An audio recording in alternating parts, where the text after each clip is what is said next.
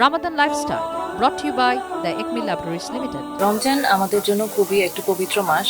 তো রমজান মাসে যেটা হয় দেখা যায় আমরা যারা কর্মজীবী নারী তাদের ত্বক এবং শরীরের যত্ন নেওয়া অত্যন্ত গুরুত্বপূর্ণ। কিন্তু ইউজুয়ালি যেটা হয় যে আমরা এত ব্যস্ততার মধ্যে থাকি, পাশাপাশি হচ্ছে রমজানে আমাদের সময়টাও খুব স্বল্প থাকে, অল্প সময় অনেক কাজ করতে হয়। তো দেখা যায় যে আমাদের নিজের ত্বকের যত্ন বা শরীরের যত্ন নেওয়াটা খুবই আনলাইকলি হয়ে পড়ে।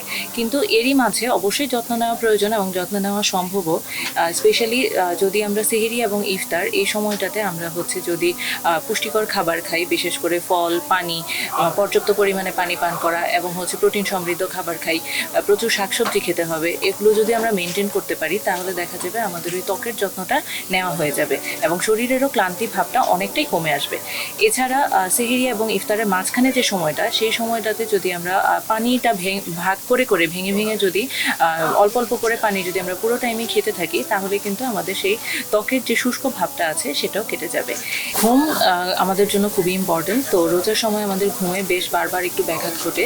তো ইন বিটুইন যেন ঘুমের চাহিদাটা পূরণ করা যায় সেটা আমাদের খেয়াল রাখতে হবে। যদিও এটা করা খুবই টাফ, তারপরে আমাদের চেষ্টা করতে হবে যেন ঘুমটা পর্যাপ্ত পরিমাণে হয়। আরেকটা ইম্পর্টেন্ট বিষয়, আমরা যারা কর্মজীবী নারী আছি তারা কিন্তু প্রচুর বাইরে বের হই। তো বাইরে বের হলে ময়শ্চারাইজার এবং হচ্ছে সানস্ক্রিন এটা দেওয়াটা খুবই ইম্পর্টেন্ট।